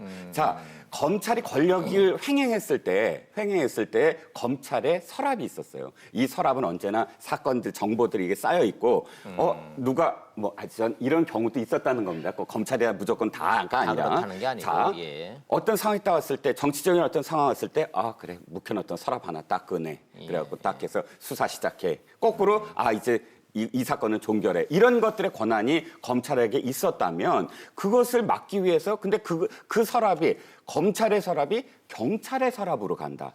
그러면 아무 의미 없는 것 아닙니까? 저는 제도적으로는 지금의 제도가 비인권적이다. 법률이 비인권적이다 아니거든요. 그걸 어떻게 운영하느냐, 권력이 어떻게 지금 지금까지 흘러왔느냐 이게 문제인데 지금의 다시 이 새롭게 패스트트랙의 실린 안이라든지 혹은 여야가 주장한 안도 들여다보면 사실은 권력이 이동하는 것이지 예를 들어 정보를 어디에 집중시키고 이동하는 것이지 그것이 실질적으로 분산이 아니다. 어떻게 예. 달라져서 인권적으로 정말 해석할 수 있는 부분이 있느냐 그건 국민의 입장에서는 전 믿어지지가 않는다는 거예요. 그러면 상식적으로 보면 정보 파트를 분리해놓으면 될 것 같은데 경찰은 또 그렇게 안 하겠다는 거죠.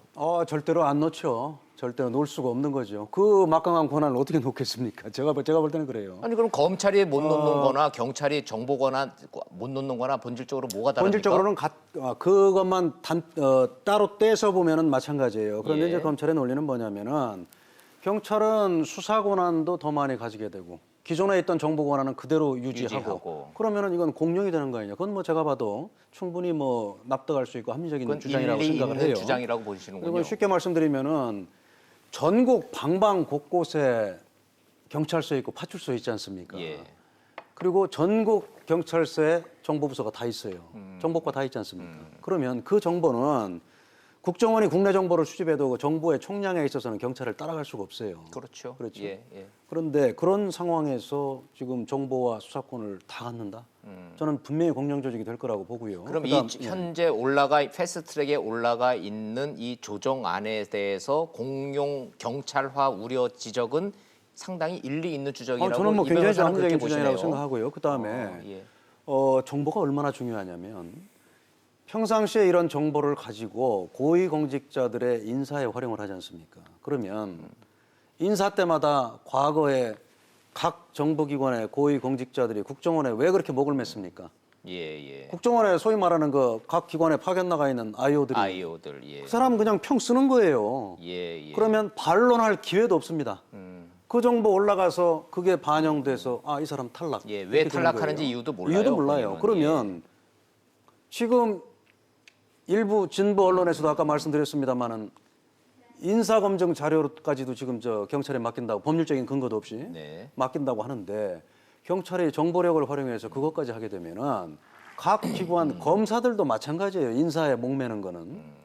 근데 경찰이 정보 활용해서 이 사람은 이런 게 있습니다. 네. 하면은 그 파워라는 거는 상상을 초월할 정도죠. 그 부분은 좀 걱정할 대목이 있으니까 청와대와 문무일 검찰총장이 대화를 할 때 반드시 나올 내용이기는 합니다. 시간이 좀 다 돼서 서기호 변호사님한테 만 30초만 좀 여쭤보도록 하겠습니다. 검경 수사권 조정안이 패스트트랙에 탔다 그래서 이대로 확정되는 거 아니죠? 네, 그렇습니다. 자, 이제 검찰은 이렇게 이제 공개적으로 반기를 들고 나섰고 청와대 가서 이제 논의한다는데 어떻게 하는 것이 바람직한 방향일까요? 이제 저는 이제 언론을 통해서 이렇게 자꾸 이제 양쪽 조직이 뭐 이런 주장을 하는 것보다는 그러지 마라. 테이블에 앉아서 공식 회의석상에서 이렇게 논의하고 이렇게 하는 게 바람직한 것 같습니다. 언론 플레이 하지 말고 공식 입장 내지 말고 모여서 얘기해라. 네, 공식적인 회의석상에서 이야기를 해서 예. 합리적인 조정을 해나가야 되는 것인데 자꾸 언론을 통해서 이렇게 나오면은 마치 특히 검찰총장이 뭐 이런 이야기하면 검찰 전체가 막 조직적 반발 막 이런 그 언론의 보도도 나오고 하지 않습니까? 이런 것들이 볼 때는 국민들이 볼 때는 굉장히 불안해질 수밖에 없다라는 생각이 듭니다. 알겠습니다. 자, 샵 3698 시청자 여러분들의 문자를 받으면서 진행을 했는데 패스트트랙 자체와 공수처 문제와 함께 검경 수사권 조정에 대해서 찬반 논란이 팽팽합니다. 문무일 검찰총장 귀국하는 대로 청와대에 들어가서 대통령 직접 만나서 얘기한다고 하니까 진행 상황 어떻게 되는지 정리되는 대로 다시 한번 차분히 전해드리도록 하겠습니다. 오늘 토론은 여기서 정리하도록 하겠습니다. 소 변호사님, 이 변호사님, 이종훈 실장님 감사합니다. 잘 들었습니다.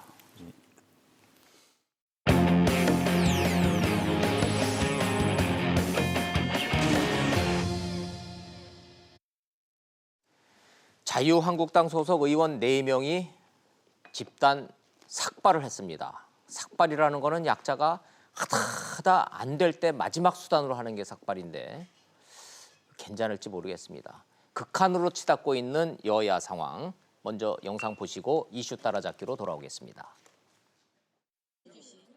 국회 본청 계단 앞 한국당 의원 등 5명이 비장한 표정으로 나란히 앉았습니다. 패스트트랙이 지정된 날 바로 머리를 깎은 삭발 1호 박대출 의원과 차례로 포옹한 뒤 머리를 밀기 시작합니다. 삭발식이 자그마한 불씨가 되어 불쏘시개가 되어 문재인 좌파 독재를 막는데 미랄이 되었으면 합니다. 당 지도부는 거리로 나섰습니다.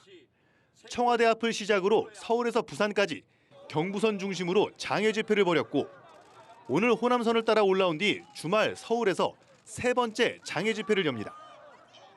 정상적인 국정 운영으로 돌아오지 않는다면 국민의 분노가 청와대 담정을 무너뜨릴 것임을 경고합니다. 민주당 등 여야 4당은 가출 정치라고 일제히 비판했습니다. 추경을 비롯해 현안이 쌓여 있는데 한국당이 장애투쟁에만 몰두한다며 가출 정치 그만두고 국회로 돌아오라고 촉구했습니다. 민생을 챙기는 길은 장애가 아니라 국회 안에 있습니다. 한국당에 거듭 요청합니다. 오늘 당장 국회 정상화에 응해주기 바랍니다.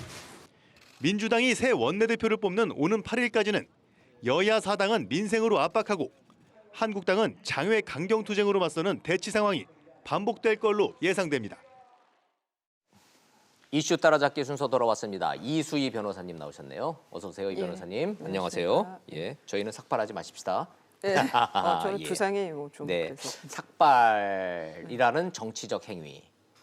한국당 의원, 이른바 보수당에서 보수 쪽 국회의원들이 삭발하는 경우 제 경우에는 거의 없는데 저도 기억이 없어요. 기억이 없어요. 처음인 별로. 것 같아요. 뭐 아니면 이제 그 공천철에 예. 억울하다면서. 예, 뭐 공천할 예. 때 뭐 공천 떨어진 분들이 막 삭발하는 거야, 뭐 그건 있을 수 있는 일이지만 현역 국회의원들이 저렇게 집단 삭발하는 거는 처음 봤는데, 자 이거 뭐 저 잘했다 못했다 이거를 뭐 의미 없는 질문 같고, 한국당의 삭발 투쟁 얻은 건 뭐고 잃은 건 뭡니까? 저 뭐 의원들 그 김태훈 의원이나 뭐 더 얼굴들이 보시면 다 아실 만한 분들이긴 하지만 이게 삭발이 주는 거는 어떤 절절함에 난 그 심리적으로 이게 충격을 줘야 되는 거잖아요. 보는 예, 사람한테 예. 아주 결연한 의지라든가 이런 우리는 걸 조선 보여줘야 시대부터 되죠. 시작해서 머리를 깎는다는 얘기는 나의 목숨을 내놓는다라는 결기를 내놓는 거잖아요. 예. 그런 면에서는 그 효과가 예. 기대만큼은 아니었다. 그리고 이전에 그 11명이 하기로 했는데 예. 또 한 6명의 의원은 빠졌어요. 여러저러 이유로 빠졌어요. 뭐 그러면서 그 원하던 만큼의 효과를 극대화하는 그런 건 없었다. 그럼 원했던 효과는 뭡니까? 그러니까 굉장히 결연한 의지, 그다음에 대여 투쟁에서의 하나의 수단이 되는 거죠. 우리가 이 정도로 강경한 의지를 갖고 있다. 예. 뭐 선거법이든 뭐 그 공수처법이든 패스트트랙에 대해서는 그런 건데 글쎄 그 효과가 저는 기대만큼은 아닌 것 같아요. 아닌 것 같다. 예, 그렇게 그럼 이런 건 관심을- 뭐예요, 반대로? 그 중도층에는 어떤 모습으로 보일까? 예. 예, 저 삭발의 모습이. 그래서 일각에서는 그러면 이왕 하는 삭발이면 황교안 대표하고 나경원 원내대표가 차라리 했으면 아유, 나경원 엄청나게- 원내대표가 아유 그 엄청난 아이고, 이제 세상에. 충격을 줬을 거다 그러면. 나경원 원내대표가 만약에 삭발을 했다면 그거는 정말로 국민들한테 충격을 줬겠죠. 아니 뭐 저기 여성이니까 예, 예. 좀 이제 그 여성들의 삭발이 되게 이렇게 아주 쇼크지 아주 그 쇼컷을 하는 최강 경우. 쇼크죠. 예, 쇼컷을 하는 경우도 있는데 뭐 근데 그런 요구도 저는 큰 의미는 없는 것 같고요. 예. 그런데 이제 그 뭐 저 6 박택출 의원은 또 이전에 했고 예. 6 의원에게는 좀 뭐 죄송한 말씀이지만 그만큼의 효과는 아직은 안 보이는 것 같습니다. 좋아요. 자, 국민 여러분들 입장에서 봤을 때 어떻게 생각하십니까? 물어보면 한국당 지지층들은 아우 결기가 대단했다 이렇게 대답하실 거고 중도층이나 반대하시는 분들은 아 저게 뭐 하는 짓이냐 지금 저게 저럴 일이냐 뭐 이러실 것 같고 그죠? 그 안에 선거법이 들어있기 때문에 맞아요. 그 예. 선거법은 그 워낙 본인들한테는- 정치 불신이 커서 자기 밥그릇 싸움이라고 생각해서 본인들한테는 뭐 절박하기는 하죠. 근데 국민들이 이제 어떻게 받아들일 건가는 그건 조금 더 두고 볼 일이니까 이거 논의로 좀 치시자고요. 여당인 민주당의 반응은 뭡니까 여기에 대해서? 그 이상민 저 법사위원장. 예. 법사위원장은 공부도 안 한 시험도 안 치른 학생이 웬 머리를 깎냐. 뭐 아 공부를 안 하는 학생한테 숙제를 내라 그랬더니 숙제는 안 하고 머리를 깎아버렸다 이렇게. 예. 아, 그래서 예, 이제 예. 근데 저는 그런 조롱도 예, 썩 좋은 것 같지는 않습니다. 그러네요. 그리고 이제 또 하나는 내일부터 내일 아니죠 이미 시작이 이미 됐죠. 시작됐어요. 예, 예. 전국으로 이제 호남선 뭐 영남선 이런 예, 이제 경부선 타고 호남선 타고 이제 예, 그러면서 이제 투쟁하겠다. 전국적으로 다니면서 지금의 그 뭐 정권의 실정을 호소하는 그런 국토 대장정을 하겠다라는 이제 이거에 대한 민주당의 반응은 돌아와라 그거예요. 그리고 이제 민주당 입장에서 여당 입장에서는 지금 뭐 추경도 있고 산적해 있는 법안들이 제법 있죠. 그리고 통과시켜야 되는 것들도 있고. 돌아와라 국회로. 예, 국회로 돌아와라는데 그럼 아쉬운 만큼 이런 조롱이나 이런 건 없이 좀 한국당의 그 뭐 답답함 뭐 이런 거는 공감해 주면서 끌어당겨야지. 조롱하는 의원 따로 있고 돌아오라고 하는 최고위원 따로 있고 예. 뭐 그거 가지고는 협상 테이블에 앉을 수는 된다. 없죠. 그게 결국은 가출 정치 그만하고 국회로 돌아와라라고 하는 민주당의 촉구는 이번 주말에도 먹히지 않을 것 같다 이렇게 보시는군요. 예, 그런데 그 이제 가출 정치 말씀하셨는데 예. 그 앞에 또 그 단계 5월은 가정의 달이다. 가출 정치 그만해라. 그러니까 그게 정말 진정성 있는 예, 예. 돌아오라는 말은 아닌 것 같다는 예, 거죠. 그래서 저는 또 민주당의 저런 모습들은 참 보기 예, 흉하다. 예. 그러니까 막 뭐 삭발을 하고 하는 이런 극한 투쟁으로 가는 것도 중도적인 국민 입장에서 보면 아유 저 왜 저러지 하고 인상을 찌푸리게 일이지만 거기다 대고 그냥 놀리고 조롱하듯이 가정의 달인데 가출 그만해서 돌아와라라고 얘기하는 것도 이거는 대화를 하자는 건지 약을 더 올리겠다는 그렇죠. 건지 모르겠다. 아이, 맞아요. 이 변호사님 말씀이 참 맞는 것 같긴 한데 요거 하나 좀 한번 좀 여쭤보고 갈게요. 뭐 청와대 국민청원에 자유한국당 해산이 뭐 몇십 얼마가 됐네, 민주당 해산 청원이 얼마가 됐네, 이거 뭐 숫자 저는 따지지는 않겠습니다. 네. 한국당 내에서요. 그런데 한국당 해산 그 촉구에 배후에 북한이 있다 이 주장, 이거 뭐 맞고 틀리고 역시 의미 없는 얘기고 뭘 얻고 뭘 잃었습니까? 이 또한 뭐 조직적인 표수가 청원 수가 워낙 많이 빨리 좀 또 특정 시간대에 올라가니까 그 조직적인 냄새가 난다 의심할 수는 있을 것 같아요. 한국당 그런데 입장에서. 그게 북한에서 시킨 거예요? 근데 이제 저런 의혹 제기에 대해서 지금 청와대에 그러니까 뭐 저런 의심은 한국당에서는 할 수도 있는 거죠. 그다음 왜냐하면 저는 북한에서의 그 인터넷 전쟁은 분명히 있는 거기 때문에 남한과 북한 사이 그거는 뭐 러시아하고 미국하고도 하고 있는 거잖아요. 인터넷상에서의 네. 그런 그 싸움은. 그런데 이제 거기에 대해서 청와대에서는 뭐 그 일축을 했어요. 고민정 대변인이. 근데 문제는 그 지금 한국당이 강경 세체를 많이 띄고 있는데 네. 저런 얘기가 그러면 한 40% 50% 이상의 공감을 얻으려면 예. 그럼 거기에 맞는 어떤 좀 의혹 제기를 할 만한 근거라도 근거가 있어야 있어야 된다는 되는데, 거죠. 예. 근데 그런 근거가 없이 뭐 그 그 청원수가 갑작스럽게 막 늘었다. 뭐 예. 이런 정도 가지고 북 얘기가 나오면 저는 예. 저게 잘못하면은 정말 북한과 관련된 사이버 전투가 벌어지는 건데 네. 거기에서 그게 안 먹힐 수도 있다는 거죠. 음. 정말 진실이 필요할 때, 사실이 필요할 때 보이지 않을 수가 있다는 예, 거. 예. 해산 청원 대후에 북한이 있을지 모르겠다라고 하는 한국당의 의심이 이게 정치적으로 순풍이 될지 역풍이 될지는 뭐 결과는 곧 나오겠지만 모르겠어요. 국민들이 그걸 그럴 듯하다라고 느끼실 건지 아니면 아유 이제 좀 그만 좀 하지 이럴지 그건 좀 지켜봐야 되겠습니다. 글쎄 그냥 뭐 저는 그야말로 진영마다 받아들이는 게 다를 것 같아요. 맞아요. 한쪽에서 예, 뭐 예. 그냥 한 귀로 듣고 한 귀로 흘릴 수도 있고 한쪽에서는 예. 와 그렇대라고 할 수도 있고. 아니 그럴수록 좀 국회의원들이 좀 근거를 가지고 좀 얘기를 좀 해주셨으면 좋겠는데 좀 안타까워서 제가 여쭤보는 그래서 겁니다. 정치가 실종됐다고 네네. 그러고 분명한 것은 예. 어느 쪽이든 근거는 없어요. 이 변호사님 예, 예. 주장 말씀대로라면 예, 예 근거 없는 얘기라는 것까지만 정리하고 넘어가도록 하죠. 예 대한항공 모녀가 뭐 법정에 섰다는 얘기가 있던데. 그 이제 필리핀 가사 도우미 고용 때문에요. 예, 이게 이제 예, 출입국 맞아. 관리법 위반이죠. 원래 예. 그 뭐 조선족 동포라든가 이런 이제 내국인하고 같이 볼 수 있는 사람들만 가사 도우미로 고용을 할 수가 있습니다. 그런데 지금 근데 어머니하고 딸이 다 법정에 다 나와야 됐군요. 다 예, 당사자인가요? 예, 맞습니다. 이명희 그 부회장의 경우에는 출입국 관리법 위반은 이제 지시한 혐의예요. 거기에 대해서 이제 그 조연아 맏딸 조연아 그 씨의 경우에는 약식 명령이라 많이 들어보셨을 거예요. 네네. 검찰에서 수사해서 벌금 얼마 벌금, 이렇게 예, 해서 벌금형 나오는 예, 거죠? 그러면은 그냥 벌금 내라고 고지서 나오는 게 약식 예, 명령 예. 신청인데 거기에 대해서 이제 그 재판부 법원에서 이거는 약식으로 끝날 게 아니다. 정식 재판을 해야 된다 그래서 법원에서 직권으로 정식 재판을 열었어요. 그렇게 된 거군요. 예, 그래서 조연아 씨도 이제 법정에 출석을 한 겁니다. 근데 조연아 씨는 다 인정을 했어요. 예. 다만 이제 본인이 그 구속이 된 때가 있었잖아요. 예. 그때 뭐 어머니가 쌍둥이 아들들을 봤어야 했고 그리고 뭐 저도 이제 일하면서 늦은 나이에 아이들을 키우다 보니 뭐 이런 상황이 됐다라면서 뭐 벌금을 감액해달라는 취지인지는 모르겠는데 좀 선처해달라 이런 취지 얘기를 했습니다. 아하, 예. 혐의를 뭐 부인하지는 않았군요. 예, 부인은 안 했어요. 근데 이제 이명희 그 부회장의 경우에는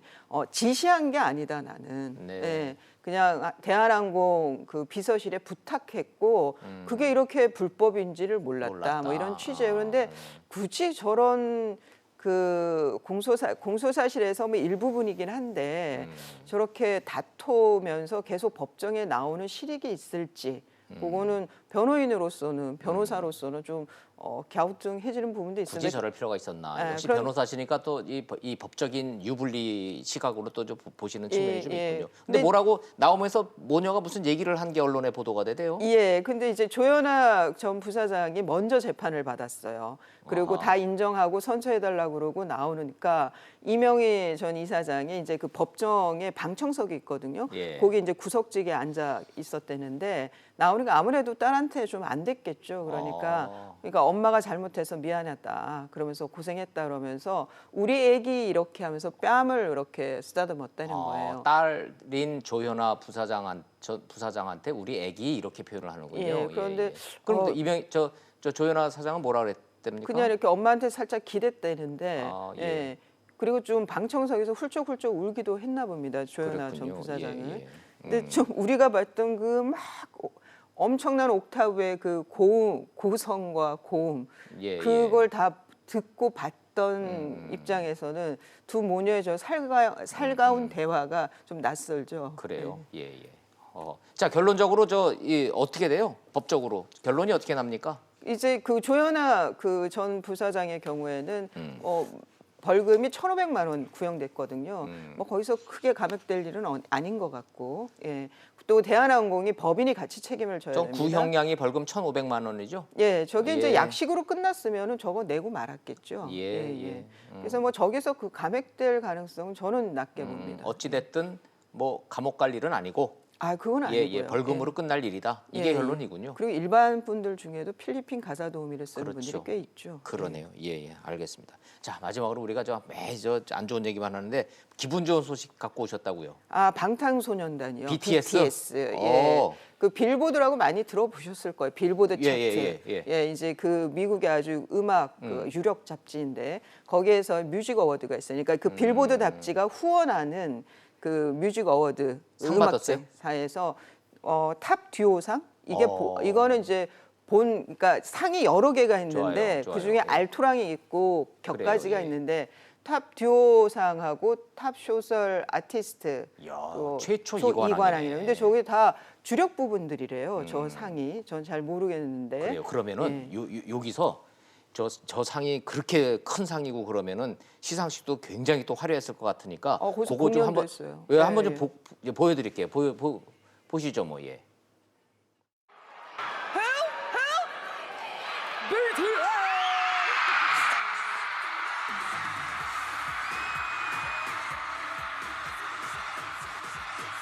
Still the same boy from 6 years ago. We still have the same dreams. We still have the same fears. We still have the same thoughts. Just let's keep dreaming the best dreams together. Thank you. I love you all. 공룡 모습은 안 나오는데 미국의 유명한 여가수와 함께 콜라보레이션 그러네요. 공연을 예. 했더라고요. 저기 지금 저기 라스베가스죠? 예. 그리고 예. 리더. 미국의 3대 이 상이 빌보드가 그래미, 있고 그래미가 있고 아메리칸 어워드인가 이렇게 예, 있죠. 야, 근데 그 빌보드에서 이관왕 2개나 받았어요. 그것도 1년 내에 저렇게 또 그 앨범 차트가 1위를 하는 단시간에 1위를 한 경우도 드물다 그래요. 마돈나하고 같이 그것도. 예. 대단하네요. 예. 공연 순서도 아마 뒷부분이었나 봐요. 우리가 왜 조용필 맨 뒤에 나오듯이. 나온다고 했는데. 예. 근데 그 방금 전에 그 왜 인사말 할 때 보니까 그 친구 저 멤버 중에 한 명 같은데. 예, 리더. 예. 예. 그 친구가 저 영어를 잘하잖아요. 예, 근데 저 친구가 그러니까 알렘인가 그럴 거예요, 예, 아마. 예. 근데 이수희 변호사님은 잘하시네. 아, 예. 제 딸이 광팬입니다. 아, 광팬이에요? BTS에. 예. 아미에 들어가고 싶다는데 제가 네, 지금 예. 돌을 입단비를 안 주고 근데 있는데. 미국에서 공부한 친구가 아니래요. 아니래요. 토종이래요. 예, 일산에서 어느 고등학교 출신이고. 예. 그래서 뉘지 받으니지 진짜 부럽다 그랬죠, 제가. 그러니까 예. 저렇게 노래도 잘하고 그러는 게 아니라 영어를 하는 걸 들어보면 분명히 해외 유학파 같은데 예. 영어를 너무 잘하는 거예요. 예. 근데 알고 봤더니 우리 그 방탄소년단은 전원 다 토종입니다. 예. 아이고 자랑스러워라. 오늘 저 아이고, 옷, 이뻐라. 예, 어제 저 옷도 좀 국내 디자인인지 그것도 예, 궁금하고요. 다른 거보다 막 소리가 객석에서 비명 소리가 나는데 왜 그 다 백인 그 예. 서양 저기 10대들이더라고요. 그러니까 이제 BTS의 그 진짜 글로벌 스타인 그러네요. 것 같습니다. 정말 저 친구들은 그 또 사생활이 깨끗한 걸로도 또 좋은 평을 받고 있고요. 요즘 우리 한류가 좀 여러 가지 그 좀 지저분한 뉴스들이 그러게요. 많았는데 예, 그거 매우 중요한 얘기 하신 거예요. 예. 저 인기가 결국은 우리의 국격이기 때문에 그런 건데 맞습니다. 돈도 많이 벌었죠. BTS가 우리나라에 벌어들인 돈이 뭐 보니까 그냥 본인들이 번 거 말고 보면은 국가적으로 보면 거의 100억 달러에 육박하대요. 예, 그러니까 그 큰 대기업이라고 표현해도 되죠. 아주 알토란 같은 대기업 하나인데 예. 그 뭐 이렇게 저만큼 성장하는 확률이 큰 건 아니지만 가능성이. 네. 근데 또 이 지금 탑 듀오 저 부분에서는 또 엑소도 저기 들어가 있더라고요. 그렇군요. 경쟁자 중에. 대단한 거예요. 예, 그래서 예. 갓세븐이라는 우리 예. 한류 스타들도 같이 들어있더라고요. 자랑스러운 우리 대한민국의 아들들이에요. 예, 아들들이에요. 예. 그리고 저 친구들이 입고 있는 옷도 일부러 국산 브랜드를 입어서 그 저 유럽 명품을 안 입고 국산 브랜드를 입어서 그들 덕분에 또 팔리는 이 디자이너하고 우리 그 의류 판매가 어마어마하다는 거예요. 이쁜 짓을 골라서 합니다. 또 그러게. 멤버 중에 일부가 아마 군에 갈 나이가 됐나 봐요. 네네. 그러니까 군대도 간다 그러고. 영광스럽게 가겠다고. 가겠다고. 예. 갔다 와도 저런 친구들은 인기 세계적으로 계속 인기 끌 거예요. 예, 맞습니다. 아유 이뻐라. 저렇게 이쁜 사람들을 좀 국회로 보내면 안 되나? 글쎄 왜 그러면 꼭 정치를 해야 되죠? 맞아요. 그건 예, 아니죠. 굳이 예. 잘하고 있는데 괜히 국회 갈 이유가 없죠. 맞습니다. 예, 이 변호사님 예. 잘 들었습니다. 예, 고맙습니다. 고맙습니다.